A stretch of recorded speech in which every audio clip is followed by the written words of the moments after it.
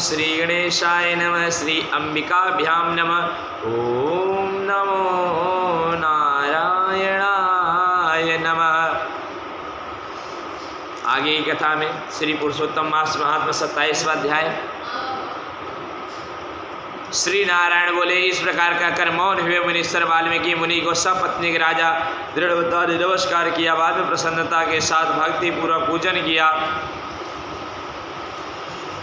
पूजा को आशीर्वाद देकर पूछा, हे प्रभु मेरा क्या प्रयोजन है? उन्होंने कहा, हे वराहे, हे वराहे, अवधूत शरीर को ध्रुव वस्त्र एकत्रित करने के लिए पुरुषोत्तम मास के स्मरण करके वन को जाता हूँ। तब गुण सुंदरी ने नम्रता से पूछा, बोली कि हे प्रभु, ये हे निपते, मैं तुम्हारे साथ चलूँगी। पतिव्रते स्त्रियों के पति ही देवता हैं।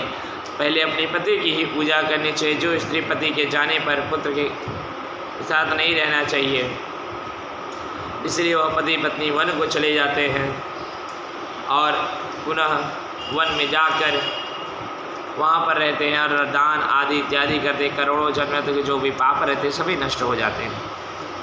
जो भी कुकर्म रहते हैं अंत में जन्म मरण को छोड़कर गोलोक में निवास करते हैं। और चंद्र ग्रहण सूर्य ग्रहण के समय जप न किया और न अग्नि में आहुति दी। सर्वत्र नेत्रों में आंसू में बहकर दीन वचन कहता रहा। वायु वर्षा अत्यंत दुखित दुबला शरीर वाला वह मूर्ख सर्वदा धन के लोभ में घूमता रहा। इस पाप को देखकर बार बार कहता रहा। गौ दोहन के समय कहीं न ठहरने में समर्थ था। लोक के प्राणियों को धिक्कारने से जला हुआ वह उद्दीन मन हो घूमता उठा। उसका कोई मित्र कोई मंचेर वाटिका का मालिक था। उस मालिक भी वहाँ पर था। और वो एक कथाएँ हमने कल की थी, जो ब्राह्मण दुष्ट व्यक्ति था वह मालिक यहाँ भी जाता था। उसके जो फूल में रखा ये सारी चीज़ें वो बेच के रख लेता था, पैसे खा लेता था, बहुत सारी चीज़ें। तो इसी तरह बताया कि वो अंत में उसके साथ कोई नहीं देता था, ना माता पिता ना भाई बहन, कोई नहीं अंत में। और उसको जो भी फल भुगतना पड़ा, विश्वासघात का पाप लगा उसे। और अंत में बहुत सारा वो करके उसके प्राण भी चले जाते हैं। और फिर नारद मुनि ने बोला कि ऐसे लोगों को क्या फल मिलता है?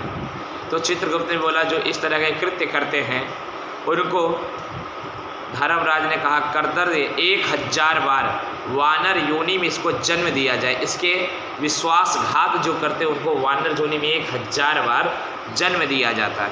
यह धर्मराज महाराज कह रहे हैं नारद जी। फिर 28वां अध्याय कथा आज आगे बढ़ेगी।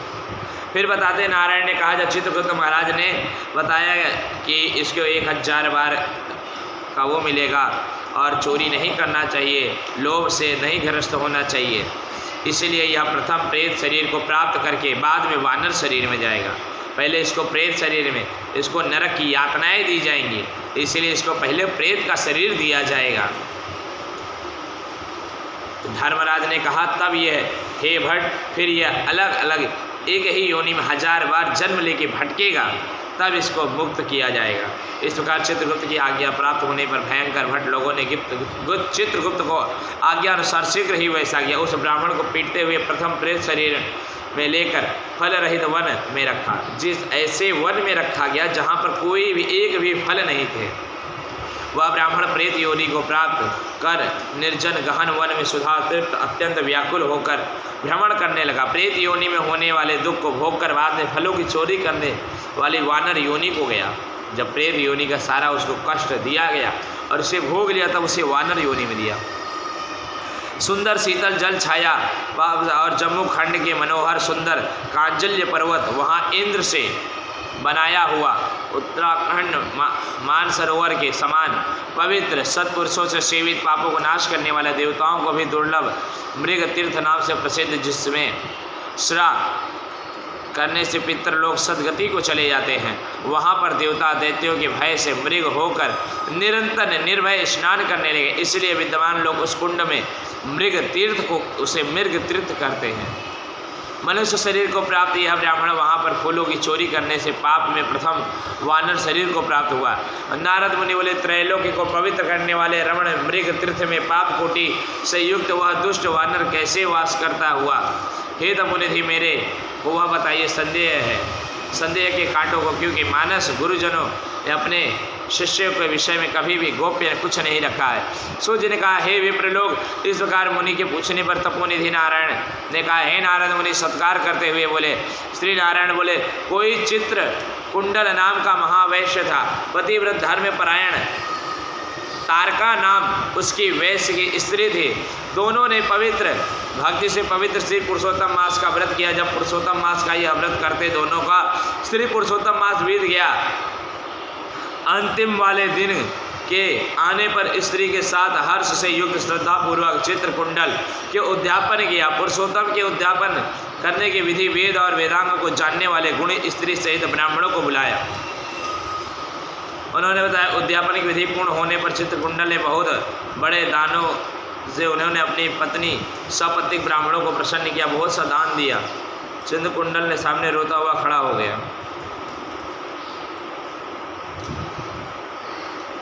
और बिना नर्म होकर गदगद वाणी से बोला, हे चित्रकुंडल, हे वैशेष, हे भक्तिप्रद, हे सूर्य, आपने पुरुषोत्तम मास के व्रत की विधि अच्छी तरह से किया। इस पृथ्वी पर तल पर कहीं पर कोई किसी ने नहीं किया जैसा आपने किया है। हे भूमि, भाग्यहीन मेरे लिए क्यों नहीं देते हो? इस प्रकार कर्दर्य के कहने पर चित्रकुंडल ने वैश्य के कर्दर्य का धन दिया। कर्दर्य ने धन लेकर प्रसन्नतापूर्वक उसको जमीन में गाड़ दिया। वहाँ पर कर्दर्य ने श्री पुरुषोत्तम की बड़ी पूजा देखी और धन के लोभ से पुरुषोत्तम माँ से प्रशंसा की। पूजा के दर्शन महात्मा से पुरुषोत्तम भगवान की स्तुति का धन लोभ होने का मृग तीर्थ को आया। सूत जी बोले, दर्शन से, स्तुति से, धन से लोभ में दुष्ट वानर को उस तीर्थ का सेवन हुआ। हे द्विज लोग, श्रद्धा आदर पूर्वक पुरुषोत्तम देव के दर्शन और स्तुति में तत्पर सपत्नी पुण्य क्या कहना है? नारद बोले, हे ब्राह्मण, सुंदर वृक्षों से सुशोभित सुंदर शील मनोहर वाली घनी छाया में बैठे। फिर नारायण ने कहा कि हे नारद, अनघ, तुम सुनो। सुनने की इच्छा करने वाले तुमको मैं कहता हूँ। इसमें कुछ कारण है, जिसे में श्रवण से पापों का नाश हो जाता है। जब समस्त अर्थ और फलों के दाता दशरथ के पुत्र श्री रामचंद्र जी ने समुद्र में सेतु बांधकर दुष्ट रावण का नाश किया, उन्हीं रामचंद्र जी ने विभीषण को छोड़ बाकी सभी राक्षसों का वध किया, किसी को नहीं छोड़ा। बाद में अग्नि परीक्षा करके ही सीता माता को ग्रहण किया।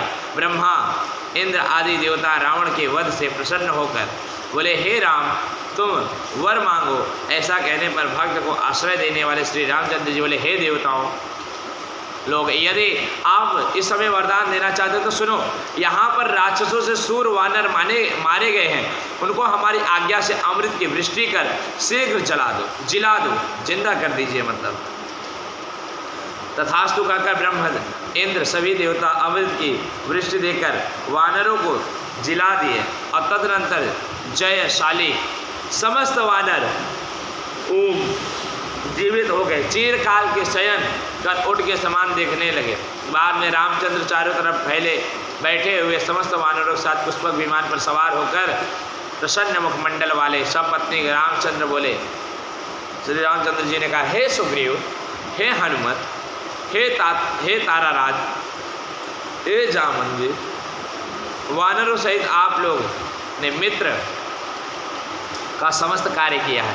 आप लोग उन वानरों को आज्ञा दो जिससे यहाँ आप लोगों की आज्ञा पाकर वानरों ने अपनी अपनी इच्छा अनुसार जंगलों में जाए। हमारे ये दीर्घजीवी वानर जहाँ वास करेंगे वहाँ पुष्प वृक्ष पुष्पों की फूलों से युक्त हो जाए, नदी मीठे जल वाली हो जाए, शीतल जल वाले सुंदर तालाब हो जाए, इनको कोई भी मना नहीं करे, ये हमारी आज्ञा है। समस्त वानर अब चले जाए। ऐसा इसलिए श्री रामचंद्र जी के प्रभाव से वानर जाति के लोग वहाँ वन में मीठे जल वाली नदियों के सुंदर तालाब होते हैं। पुष्प पत्र से युक्त सुंदर फल वाले बहुत से वृक्ष है, परंतु अदृष्ट होने के पूर्व जल वाली नदी और सुंदर तालाब होते हैं।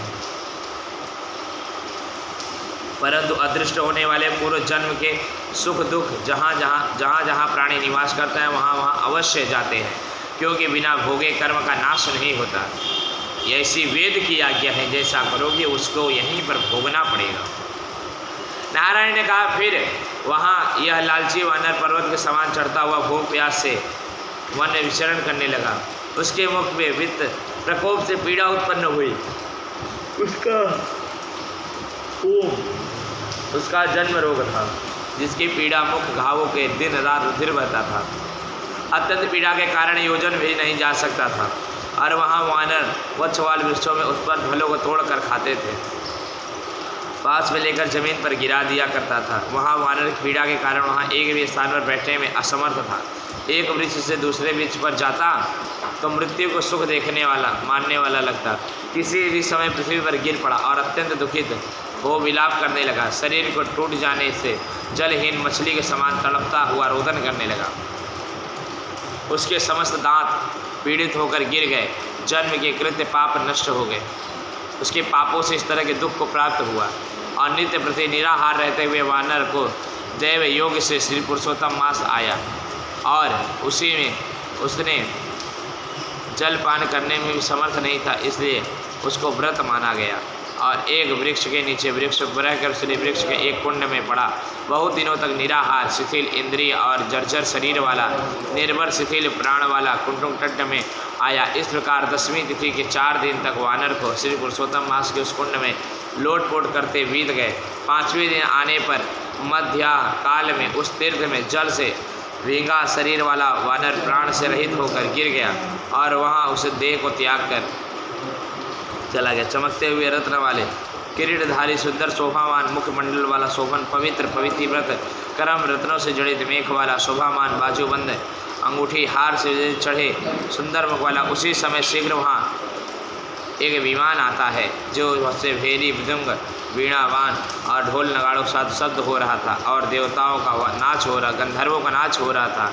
और वहाँ यह देख वो सोचने लगा, ये कैसा सुख है, यह विद्यमान बड़े बड़े पुण्यात्मा को ही होना उचित है। इसके बाद कोई देवांगन उसके ऊपर चंद्रमा के समान श्वेत छत्र धारण करती हुई कोई 2 अप्सराएं हर्ष से उसको दोनों चरम चामर को डुला रही थी। कोई पान हाथ में के समान श्वेत छात्र धारण करते हुए, तो कोई हर्ष अप्सराएं चामर डुला रही थी, कोई पान हाथ में लेकर उसे खिला रहे थे। उसके सारे पाप नष्ट हो गए थे इस पुरुषोत्तम मास में। कोई गंगा जल से गिरी हुई झाड़ी के लिए खड़ी थी, कोई उसके सामने खड़ी होकर गाने बजाने कर रहे थे, और वैभव को देखकर चित्र बने हुए समान निश्चल हो गए।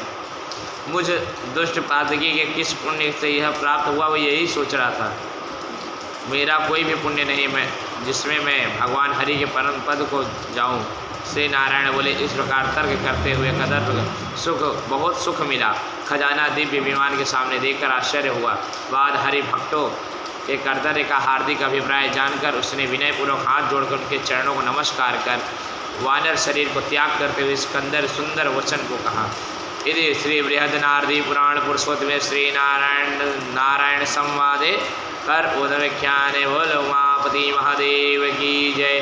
श्रीमन्नारायण भगवान की जय। श्रीमन्नारायण नारायण नारायण श्रीमन्नारायण नारायण नारायण नारायण नारायण श्रीमन्नारायण नारायण नारायण भजमन्नारायण नारायण नारायण। लक्ष्मीपति श्रीमन्नारायण भगवान की जय। उमापति महादेव की जय। जय जय श्री हरि, जय जय श्रीमन्नारायण, जय जय श्री गणेश, जय जय श्री हनुमान जी महाराज की जय।